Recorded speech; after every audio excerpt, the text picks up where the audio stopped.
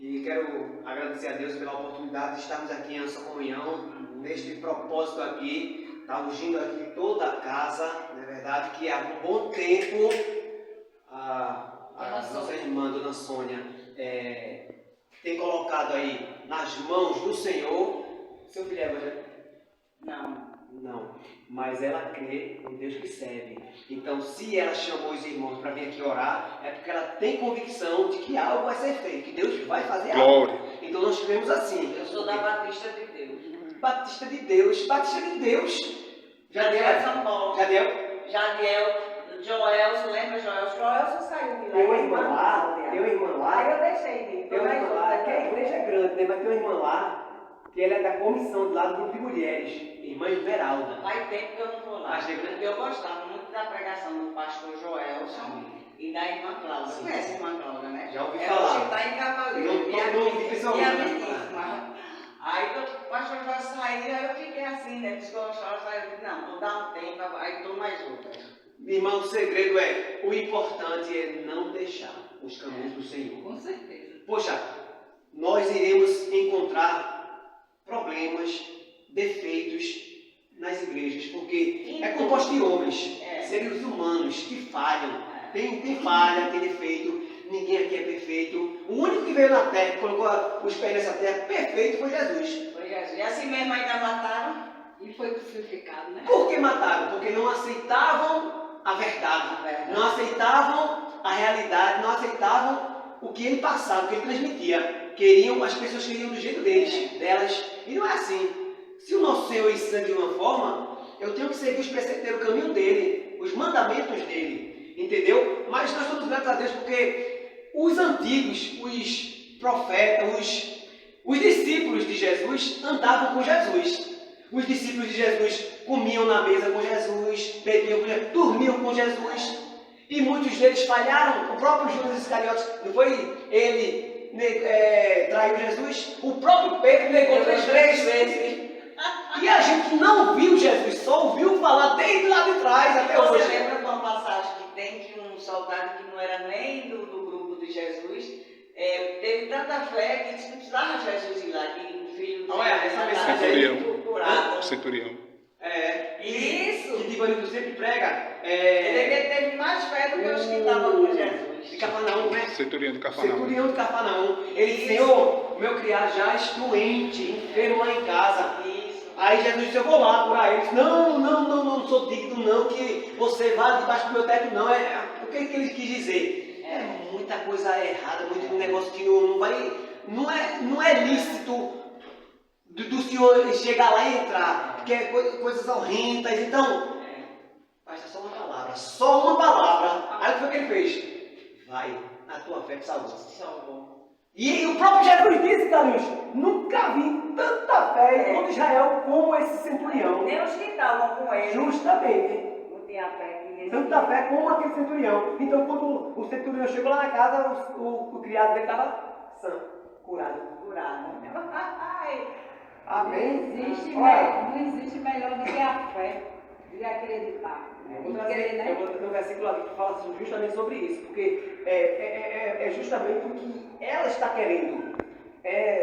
Vem com algo que gastaram muito do seu filho, né? Que ele construiu, conquistou, vem se acabando, né? Porque a cada tempo que se passa vai se deteriorando e vai se acabando aos poucos, não sei o que, e daqui a pouco chega um ponto de não conseguir mais vender porque se acabou mais ainda. Mas crendo na vontade de Deus, eu creio.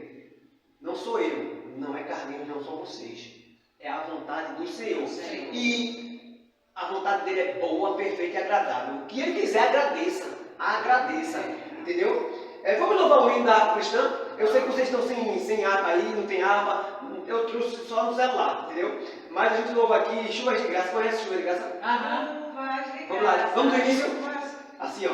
Deus prometeu com certeza chuvas de graça mandar. Ele nos dá fortaleza e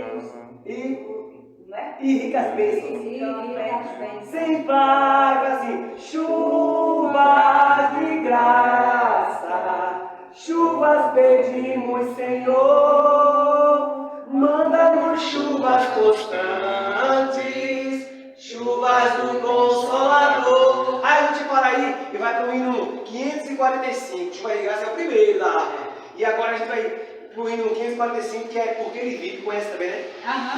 Deus enviou seu Filho amado para perdoar, para nos salvar na cruz morreu por meu pecado,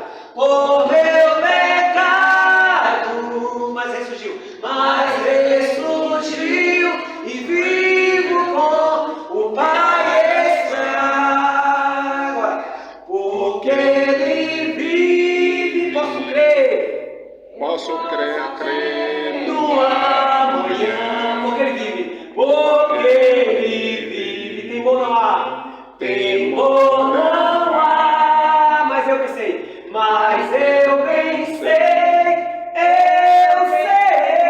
que a minha vida está nas mãos do meu Jesus, que vivo está.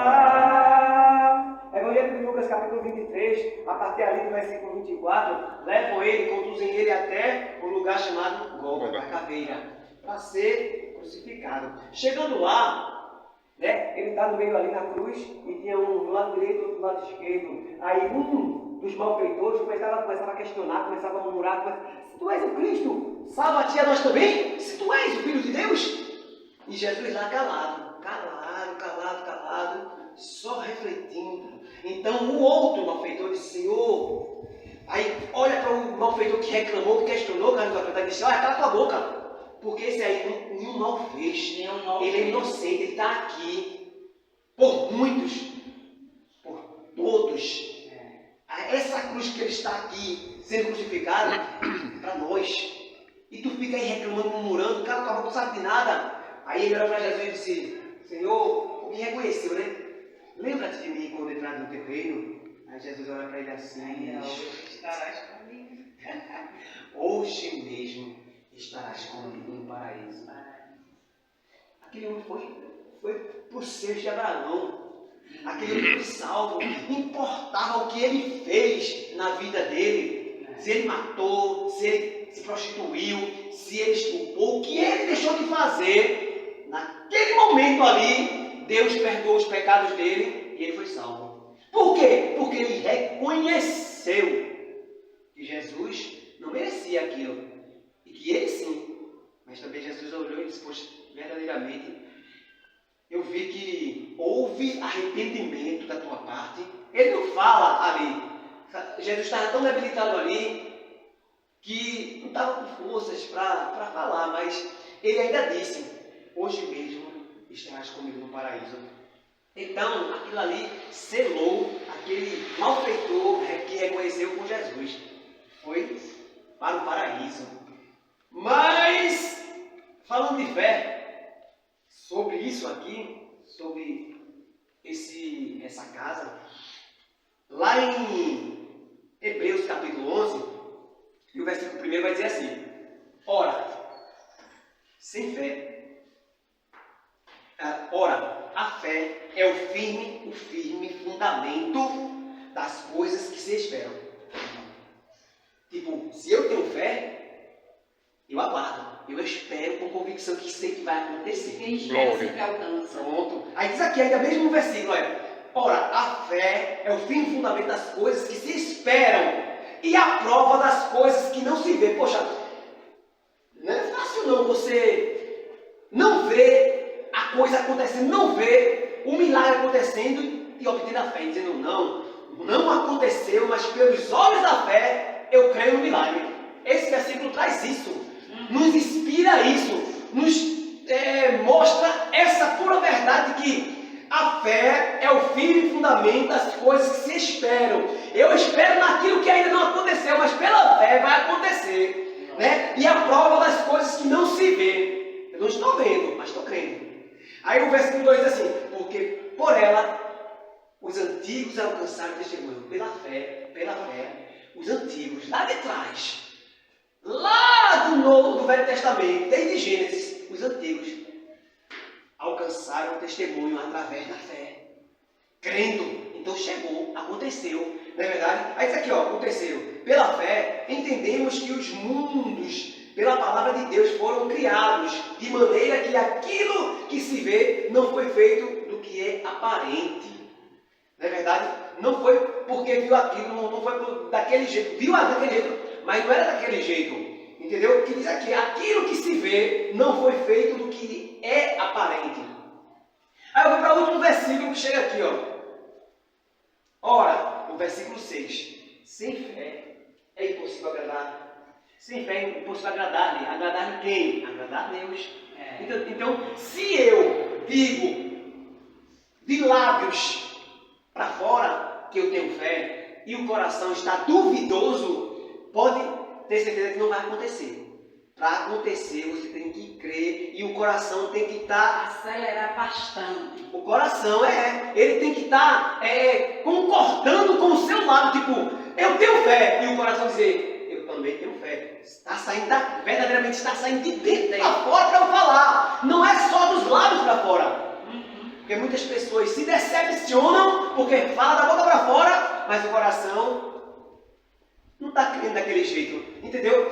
Tipo, ora, sem fé é impossível agradar a Deus. Quer agradar a Deus, tem que ter fé. Tem que crer. Entrega na mão dele e deixa ele fazer Isso. o certo. É necessário que aquele que se aproxima de Deus creia que Ele existe e que é galardoador dos que o buscam. Vai galardoar, vai te presentear, vai te entregar conforme a vontade dele no tempo dele. Ele é galardoador, ele galardoa as pessoas que verdadeiramente o creem na sua palavra. Que a palavra dele é o mesmo Deus, né? O verbo se fez carne. O próprio Deus é o verbo se fez carne, o verbo era Deus e o verbo é Deus, é a palavra. Ele é o mesmo. A palavra, quando você fala da palavra, você está falando do próprio Deus. Então, aproxima-se de Deus, creia que Ele existe e que Ele é galardoador dos que o buscam. Então, se eu estou buscando, se eu estou crendo, algo vai acontecer. Amém. Então creia que algo vai acontecer. Irmão, já muitas coisas assim a gente olhava pelos nossos olhos. Tem aquele ditado nu e cru, que é vendo mesmo nu e cru, o meu olhar o nu e cru, que a gente fala assim, esse ditado do mundo. Aí você olhar e dizer assim, é impossível. Nada para Deus. Não fale isso não. Não fale isso não. Mesmo que seja impossível. Mesmo que você veja que é algo impossível aos seus olhos, mas você já vai crendo ali dizendo, olha Senhor,